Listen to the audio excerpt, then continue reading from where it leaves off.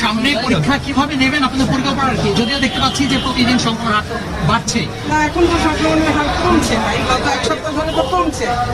30-এর উপরে ছিল, এখন 23-22 এরকম হয়ে যাচ্ছে। আর যদি আমরা সবাই একটু স্বাস্থ্যবিধি মানি তাহলে আরো কমে যাবে। আর আমাদের আমরা আমাদের যে ফর্ম ফিল আপটা শুরু হয়েছে, এসএসসি তো আগেই হয়ে গেছে, এইচএসসিটা এখন হচ্ছে। এবং সেখানে দেখেছেন যে ফর্ম ফিল আপের ব্যবস্থা যেটা করা হয়েছে, শিক্ষার্থীদের কোথাও যেতে হবে না, এটা তো কলেজ থেকে করে ফেলবে। এবং স্টুডেন্টরাও ফিও একদম কমিয়ে দেওয়া হয়েছে। আমরা পরীক্ষা এসএসসি আশা করছি নভেম্বরের মাঝামাঝি এবং এইচএসসি ডিসেম্বরের গোড়ার দিকে আমরা পরীক্ষা নিতে পারবো। আমাদের সর্বাত্মক প্রস্তুতি আছে।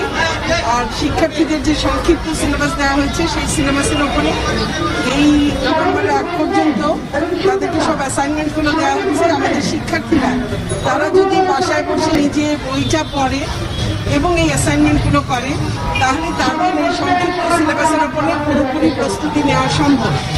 সেভাবেই ডিজাইন করা হয়েছে এবং সেই প্রস্তুতি নিয়ে আমি আশা করি যে তারা পরীক্ষাটা দিতে পারবে ইনশাআল্লাহ।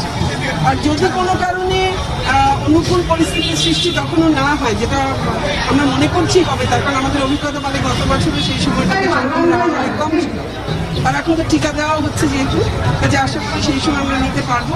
আর কোনো কারণে যদি তখনও অনুকূল পরিস্থিতি না হয়, তাহলে তখন প্রয়োজনীয় যারা ব্যবস্থা নিতে হবে তাহলে